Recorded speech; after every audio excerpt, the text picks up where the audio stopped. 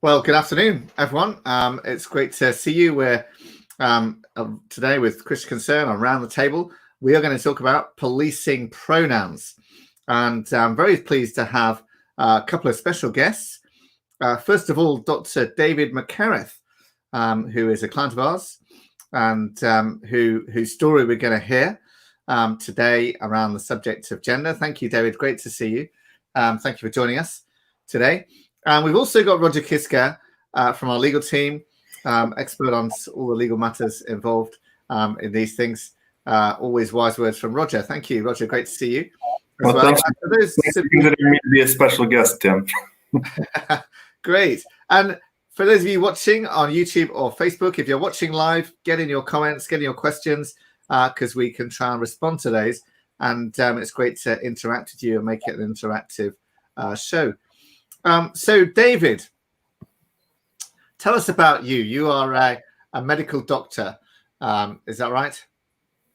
Yes, I am a medical doctor, yes. And how long have you been a medical doctor? Tell us about your story, Well, David. I qualified in 1988, so that's nearly 32 years. It's more than 32 years, sorry. Wow. And yes. And so you've been practicing what in the hospitals? Is that what you do generally? Yeah, well, I'm now a hospital doctor. The issue we're going to talk about related to something that took place at the Department for Work and Pensions, which isn't the same as the NHS. It's closer, shall we say, to the government. But yes, I'm currently working as a hospital doctor. I'm an accident and emergency by the way, with all of the COVID stuff and things like that. It's very busy, but the reasons why it's so busy for me are complex, and I won't go into them here. It's tough work.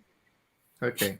Well, we really appreciate what you do generally. But so tell us what happened to you, because you applied to work for the Department of Work and Pensions in assessing disabilities. Is that right? This is correct. Yes, this goes back to 2018 and the summer of 2018. Yeah. Yes. Well, what happened was I applied for this job to work for the Department of Work and Pensions to do assessments for people who are applying for benefits, medical assessments.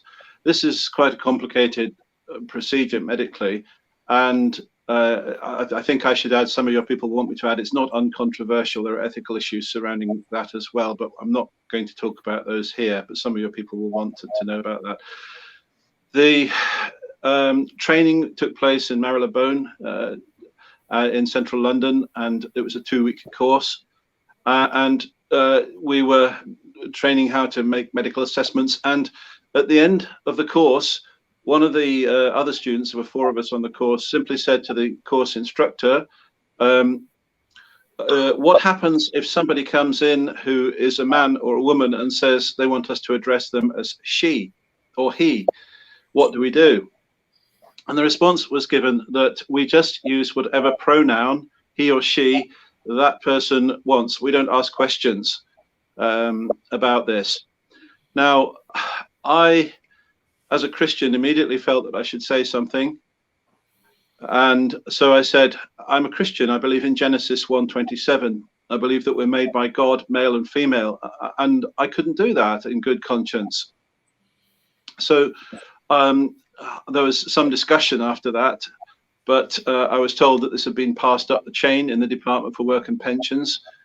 And I was aware of this. I think it's important to say that I was aware at the time that this might cost me my job, but I was equally aware that what I said is true, and I had to say that in good conscience I couldn't.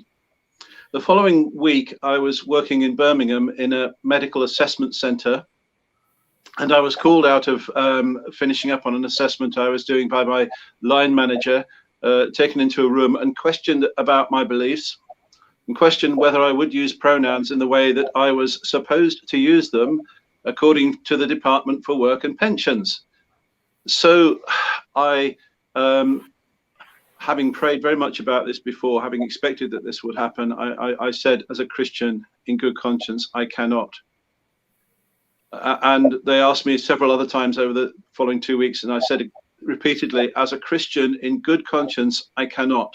And they said, well, really, we can't employ you then. And that was the end of the contract. costing me my job. Now, at the time, I have no regrets then or now about what I did, but at the time, I believed absolutely that as a result of this, I would never work in medicine again. I don't want to underestimate the possible cost for somebody else who is going to do this.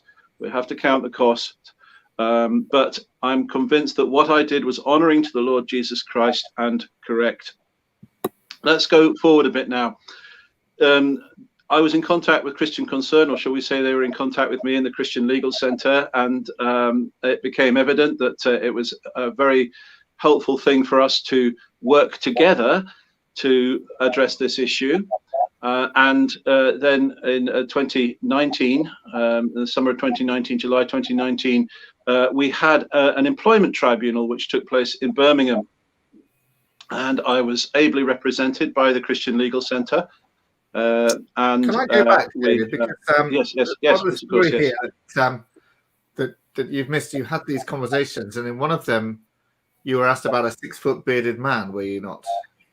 Yeah, yes, I was. That conversation took place. I know, I was there, and I say that because what happened in that conversation? Tell us about that. Well, I don't think. I mean, the point about the 6-foot bearded man was that was the headline that the newspapers were looking for. It looks great in press, but I don't think that's the main issue. The main issue is that I was quite simply being asked whether I would use pronouns, particularly he and she, in any way at all, dictated to me by the client or patient that I was seeing.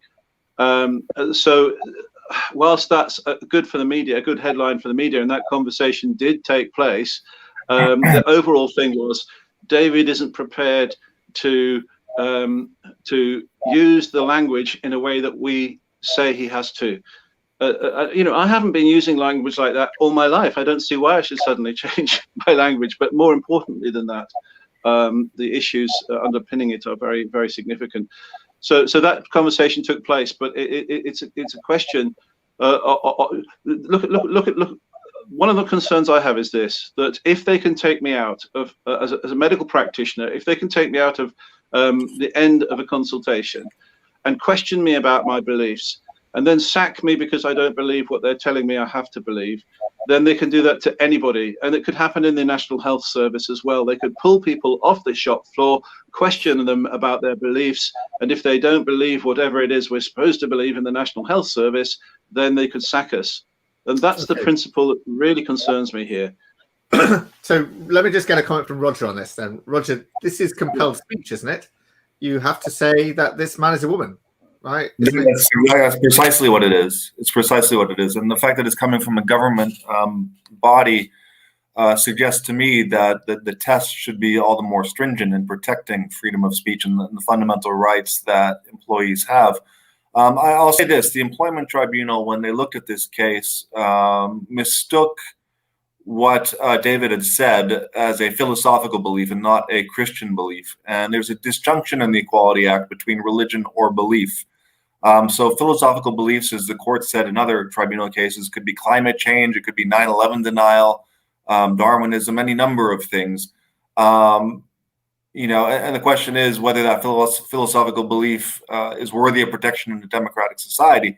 And that's problematic on its own because, then we need to ask, and the tribunal didn't, is the belief in transgenderism a philosophical belief and worthy of respect in a democratic society, enough so that we can compel people against their beliefs to say it? But ultimately, I think mistaking what David said for a philosophical belief and not a religious belief lowers the threshold of protection, or at least there's a legal question of whether it does or not. And so this is certainly appealable. We should be concerned at any time when the government is telling us we have to say certain things, because that's not only a speech issue, that's a belief issue, and it gets down to freedom of thought and conscience as well. So, David, tell us about the tribunal case from your perspective. Well, I think we had a 4-day tribunal, and we were very courteously treated by the judges. I have to say that. But I'm going to express my own opinion that absolutely nothing we said or did would have made any difference to the. Sorry, there's a bit of echo on the sound, would have made any difference to the outcome. It just seemed to have been all done in advance to me as the person standing in the tribunal. But leaving that aside, there were three things that came out of the tribunal. The first was, they said that a lack of belief in transgenderism was incompatible with human dignity. Andrew Williams has already pointed out the last time that language was used was in association with Nazism. But they're not just saying compelled speech, it's now compelled belief. Again, as a doctor working in the NHS, is everybody in the NHS going to be compelled to believe the same thing? But the tribunal seemed to be crossing a line there very significantly. But the other thing was this, that the tribunal so it's compelled speech, compelled belief, that I have to believe transgender ideology, or I'm not fit to work as a doctor, even if I've got 30 years experience behind me, and my patients are seriously ill and they need my help. I'm not fit to work as a doctor if I don't believe transgender ideology. That's how I read it. But the other thing was this, that during the tribunal, I had to give a statement of my Christian faith, and I'm trusting Jesus Christ to save me from my sin. He is a great savior. He's a lovely savior, and I've been a Christian for many, many years. The tribunals seem confused about this, and Roger, I don't want to step into your territory. I wouldn't dream of doing that, but my understanding of the Equalities Act is that if I say I'm a Christian, they have no right to question that. But I was questioned as to whether I held to Anglican teaching, and the Anglican Church had just come out with strong pro-transgender teaching at that time, and more or less I think they said that because I didn't adhere to Anglican teaching, I couldn't call myself a Christian. And then they took my Christian statement, which is a statement of the gospel, and said they were concerned that this also wasn't compatible with human dignity. And to me, that's the tribunal. And I really don't understand how a tribunal could possibly have this degree of authority or scope of operation. But that's like them saying Christianity throughout history has been illegal. I don't understand that. They said my Christianity wasn't genuine, and that's not true. A lot of big deals there. I just want to just put up some of the comments here we're getting for you, David. John Winlow from Facebook. John, nice to see you. This is absolutely shocking in our nation with its Christian heritage. So sorry, David, for what you're going through. And Agnes Taylor as well on YouTube. Thank you for standing for the truth and being faithful to God's word. So, look, Roger, can I come to you on this now? So this point about belief, right? Because the judgment said belief in Genesis 1:27, right, is incompatible with human rights. Belief, just the belief, right? You know, now we're in the realms of thought crime as well, are we not? Well, I'll tell you what, the European Court of Human Rights, and this is a Human Rights Act question as well, Article 9 being freedom of thought, conscience, and religion. So they separate thought and religion. In the text of the European Convention, which is binding in UK law through the Human Rights Act, the freedom of belief is unconditional. The freedom of thought is unconditional. So that is patently false to say that you can't believe something or that your belief somehow isn't compatible with a democratic society. You know, again, I think I've said this before, I'll say it again. Judges, especially those who are religiously illiterate, should not be doing theology from the bench. And when they do, they make silly comments like, if you're not Anglican, your belief on this issue is wrong. The position is, if it is a belief that's serious and cogent and accords with your belief in a higher, I'll say a higher deity, in this case it's Christian deity, I'm speaking from legal terms though, then that itself is enough. And the individual belief is what's looked at, not whether Anglicanism suggests it's right or wrong, but the individual and their seriousness and cogency towards that belief. So the court or the tribunal got it way wrong on this issue.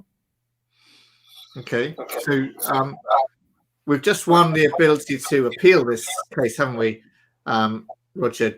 David, presumably you're looking forward to that.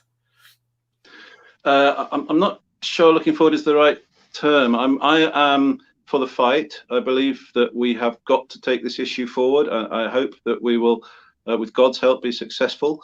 We've got to. We cannot leave these issues unchallenged. There's far too much at stake here, as we've already said.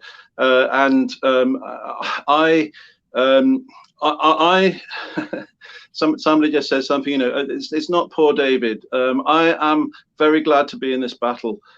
Because we have to stand up for freedom of speech. Now, I think at some point during this video, we're going to talk about our Christian attitudes towards people who are transgender, and it's really important that we do. But I want to point out that it's not just us, it's absolutely everybody who will lose, not just Christians, but everybody who will lose if the kinds of principles which have been put forward in my tribunal are allowed to stand. Everybody loses, nobody wins. So we do this for everybody, not just for Christians. And David, can you talk about the medical implications of this? Because, for example, I think the NHS said that they wouldn't screen for breast cancer women who have transgendered into men, because they won't be able to pick that up because they're now male in law, and therefore they won't. Just talk us through some of the medical implications of this whole thing. Well, okay. First of all, I'm an emergency medicine doctor, so the GMC requires me to stick to what I know and what I don't know. So I'm not an expert on every branch of medicine, but there's all kinds of ludicrous things come up with this. Men can get breast cancer too, so we'll wait for the first case of breast cancer in a man. But they don't get screened for it. They don't get screened for it. Well, again, I'm not the expert in screening, but I know that a lot of the screening has been ideologically driven. And if I can, well, yes, it creates the medical profession depends on its integrity for sound scientific principles. We're being driven by a process or a philosophy of evidence-based medicine, whereby more and more, for example, in my specialty, but in every specialty, we're looking for scientific evidence for the decisions we make regarding the way we manage our patients, regarding the way we treat them. Now, this comes along and cuts right across this. For example, the situation with, we've heard of some midwives in some situations being told to refer to breastfeeding as chest feeding. To me, that's fundamentally dishonest. And when you introduce that level of dishonesty into the medical profession, you've got a conflict. You've got a conflict between evidence-based medicine and ideology-driven medicine, because this is an ideology we're talking about. And when that happens, when people are forced to practice medicine according to ideology, I believe the whole system starts to unravel. Now, I know in practice, I know that after my sacking and the papers got interested in my dismissal by the Department for Work and Pensions, I know that some doctors and nurses were threatened that they would never work again if they publicly supported me. And I know from, again, that there are many doctors and nurses who are concerned about this, but the evidence that I've seen suggests that they're too afraid to speak up. And when you have that level of fear, then you can have an entire profession governed by fear.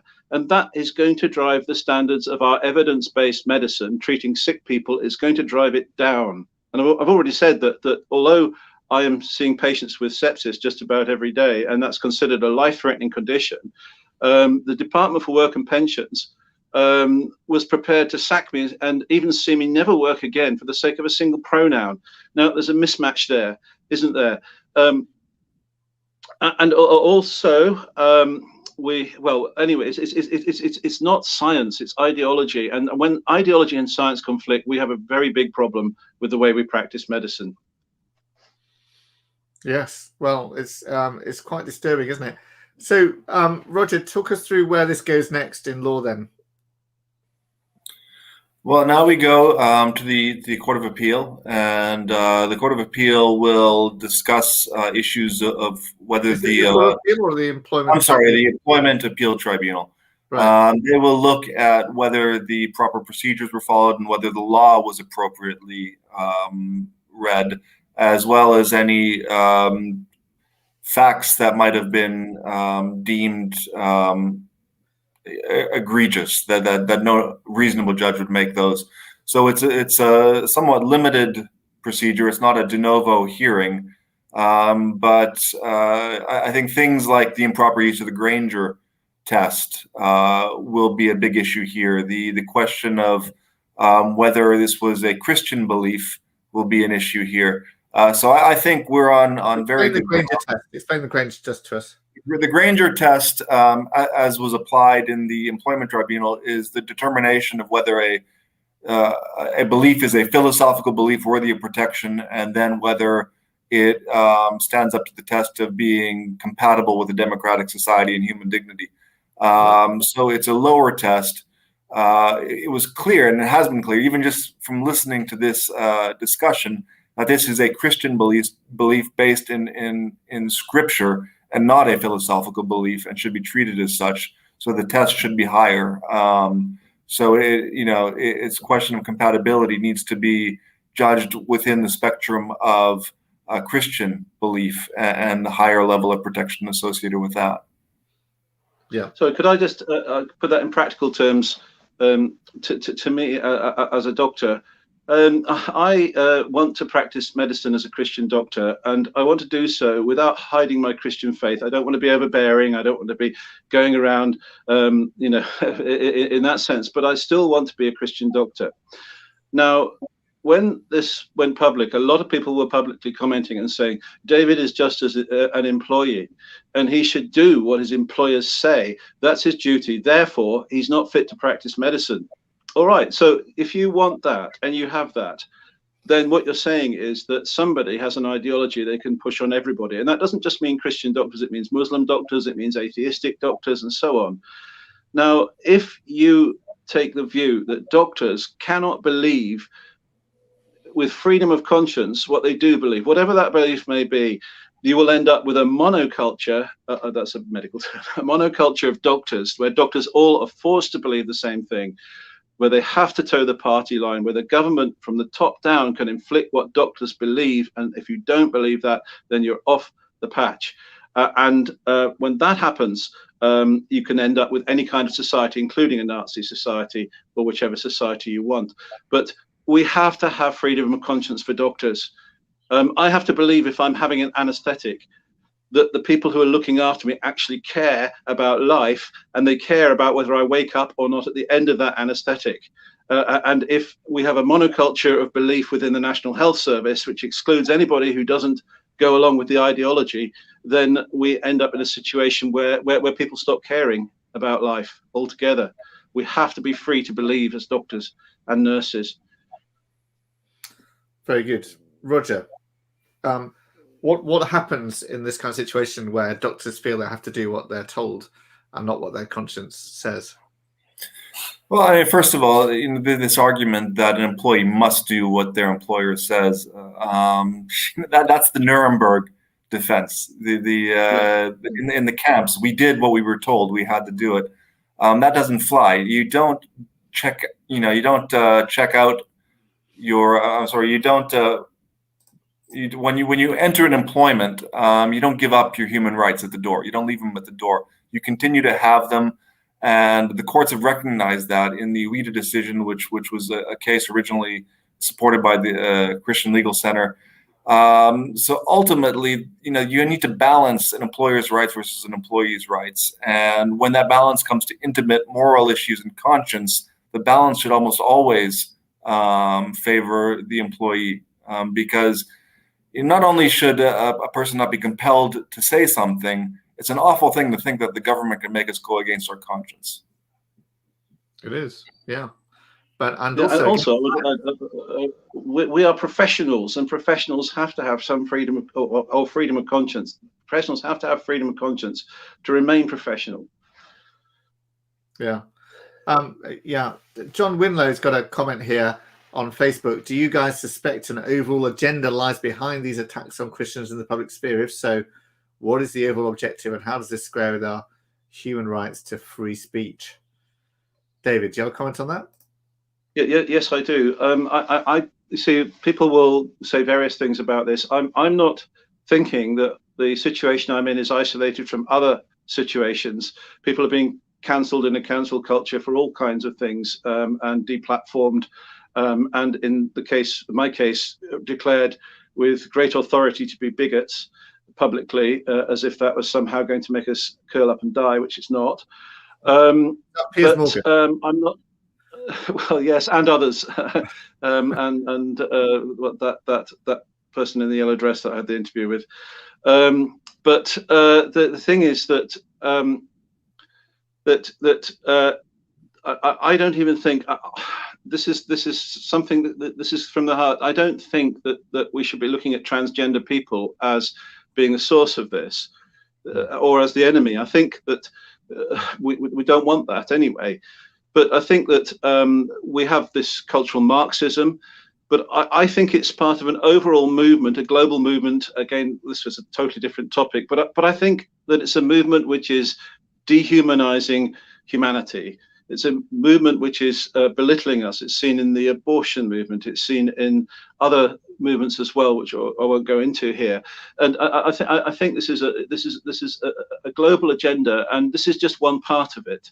So yes, I do see this as being part of a much greater thing. And if you go beyond the transgender issue to the gender fluid issue, that particularly is dehumanizing to us. It takes away from the dignity of what it means to be human beings, made in the image of God, made male and female, and all of this is part of an agenda, I think, to take away our humanity. It's contrary to science as well. You can't actually change your gender. It's definitely contrary to science. Every cell of your body has got particular chromosomes that define your gender. Roger, what are your thoughts on this?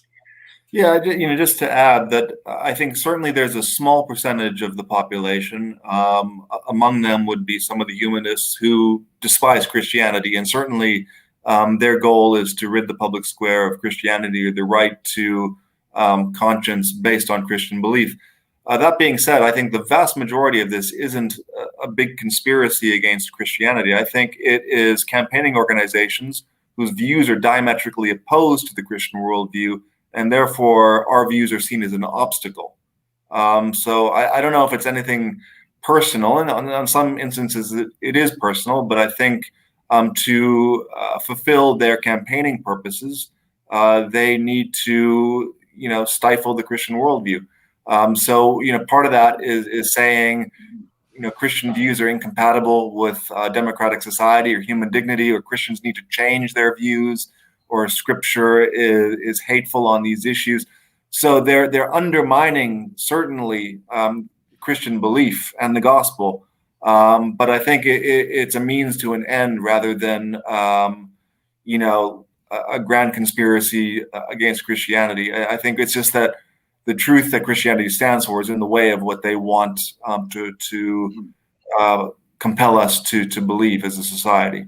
I think there's another aspect to this too, though, isn't there, Roger? Which is that if we remove God from the equation and decide that we can define who we are, we kind of make ourselves gods. I can define who I am. Well, actually, I'm created, but if we accept the idea I can define who I am, then when I say no, you're not actually a woman in a man's body, I'm actually offending their God, their greatest value that they have in life, their ability to define themselves. So there's a kind of religious nature to it, whether it's deliberately anti-Christian or not. There's a religious element that says I'm deifying myself here, and if you criticize me, you've criticized my God.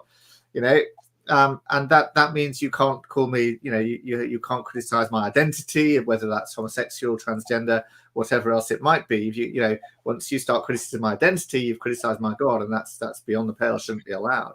Yeah, and that street should go both ways, though. It shouldn't just go one way. And then I would say that one of the foundations of the law is to serve the common good. And when we start saying everyone can make up their own, deconstruct themselves and build themselves up into their own image, then we're no longer serving the common good, and we just devolve into chaos then. Yes. So the problem with that is that if we do that, sooner or later we're going to hit the solid granite rocks of biology, as you say, chromosomes, and all the other things that go up to make the difference. When it says that God made man male and female in his image, it's making it a gigantic statement about the fact that humanity is in two sexes, male and female, and it says there's a gulf between those sexes. Although we're very similar, we're part of the same species and we're made in the image of God. We're all human beings. Yet the differences between us are quite remarkable. So we can go on and say, well, my worldview, as Tim said, is that I'm actually God, and other people have got to work around that. But I'm going to hit biology. I'm going to hit the solid granite rocks of biology sooner or later. But in this situation, it's going to happen too late. Everything will be destroyed by then. And so we have that problem, and that's why we must preach the gospel. That's why science isn't enough, because if you have a worldview that says the universe is random, or it's a digital simulation, or it's part of a multiverse or something like that, and you start to think superficially about creation and superficially about man, then you can start to believe these things. A lot of people do believe that gender is a fluid concept that goes on in a person's head, and that defines who they are. And that's something that we would stand up against, not with science, but we have to speak about Genesis 1:27, and we have to preach it. That's why the creation science movements are so important to us in the world. But I'm also concerned by other things too. The people I work with are afraid to speak up. Now, there are certain well-known speakers, not necessarily Christian, but well-known speakers, who have said, for example, regarding pronouns, which are such important words in our language, they've said that although they disagree with being made to use pronouns in a certain way, in order to be kind, they will use the pronouns that people want. Now, the problem with that is that the small group of people you're talking about, Roger, don't really care what we believe as long as we do what they want us to do. Because if we start using pronouns, if I had just said, oh yeah, I'll go along with it because that will keep the peace and it'll be nice and everything will be quiet. If I'd said that, then eventually I would be like denying the faith. Eventually, my practice would be so different from what I believe that what I believe would become unimportant. So if they can coerce everybody into using pronouns in that way, then it doesn't matter what we believe. Everybody will come round to their way of thinking eventually. And I've said this time and again, but what amazes me, Roger, Tim, is that medical science knows that a person can't change sex, but the law seems to be able to do it easily. Why? Yeah. I quite agree, David. And it strikes me this is kind of a breach of freedom of conscience, freedom of belief, and freedom of speech all in one go, isn't it? What's being thrown at David here, and that's really, anyway. We're gonna appeal this judgment, and we're optimistic that we can get it turned around. And please pray with us that it does get turned around and does get changed. But just moving on to another related issue, this week and last week, there's been a debate in Parliament about a maternity bill. But what was the focus of the debate was not whether the bill itself was a good idea. The focus was that the bill talked about pregnant persons rather than pregnant women. It deliberately avoided saying that pregnant women or mothers. It said pregnant persons all the time. And this is just quite a striking example, isn't it? Again, of sort of like, this whole sort of language games that people are playing here, as if someone who's pregnant could be male or could be any other gender, were there any other genders, than a woman. And, after a long battle and quite some heated debates and so on, and some quite brave speeches, the government has actually backed down on this now and said it will actually say pregnant mothers. But Roger, talk to us about the significance of these kind of language games that the government is playing here. I mean, it's ludicrous, and people laugh about it when they hear about it, just because we've gone so far in the direction of the emperor's new clothes that the average person just laughs at it. It just makes us one step further away from government, because we're so isolated from that worldview that it becomes laughable. But it's a serious thing. It is a very serious thing because words matter. There's a substance that underlies each word that has meaning and value. Mother has meaning and value. So does father. So does family. So one of the reasons why the redefinition of marriage to include same-sex couples matters is because we've taken away all the social goods of the nuclear family all of a sudden with one sweep of a pen. And over time, that will affect everything. It will affect the marriage contract. It'll affect education. It will affect the ability to refuse to provide goods and services. So it seeps into every aspect of our life. But most importantly, losing the fundamental meanings of things like family, mother, or father has huge consequences that we'll learn about in the coming generations if we keep down this road. I pray to God we won't, but we're already seeing the fruits of that agenda at play. Mm. Yeah.